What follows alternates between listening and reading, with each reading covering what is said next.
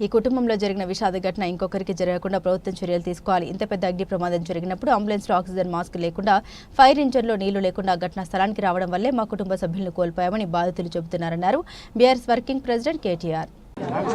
నిన్న జరిగిన దుర్ఘటన హైదరాబాద్ చరిత్రలోనే అతిపెద్ద దుర్ఘటన.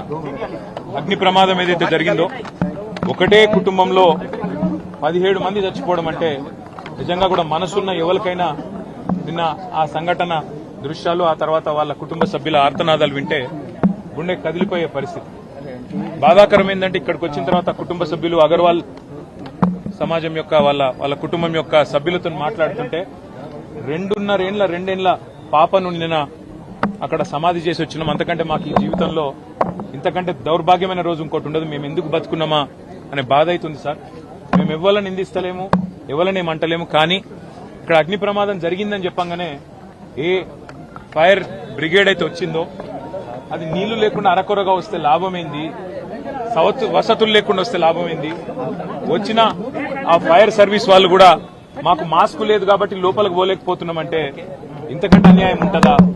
అట్లే వచ్చిన అంబులెన్స్ లో కూడా మాస్కులు పెట్టకపోతే, ఎందుకంటే ఎప్పుడైనా అగ్ని ప్రమాదంలో ఆ పొగతోని ఊపిరాడదు, ఆ ఊపిరాడకనే ఊపిరి పోతుంది, ప్రాణాలు పోతాయి.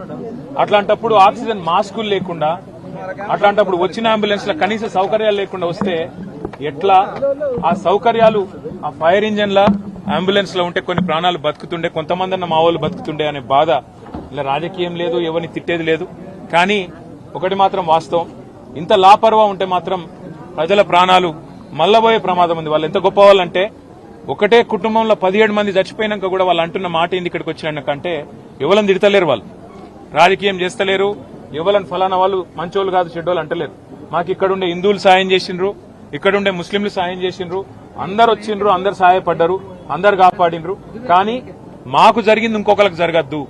కనీసం ఇప్పుడన్నా ప్రభుత్వం మేల్కొనాలే, ఇప్పుడన్నా ముందుకొచ్చి ఈ రాష్ట్రంలో ఈ నగరంలో మళ్ళొక్క ప్రాణం ఫైర్ యాక్సిడెంట్ లో పోకుండా కాపాడండి సార్. మాకు అంతకంటే ఏమొద్దు.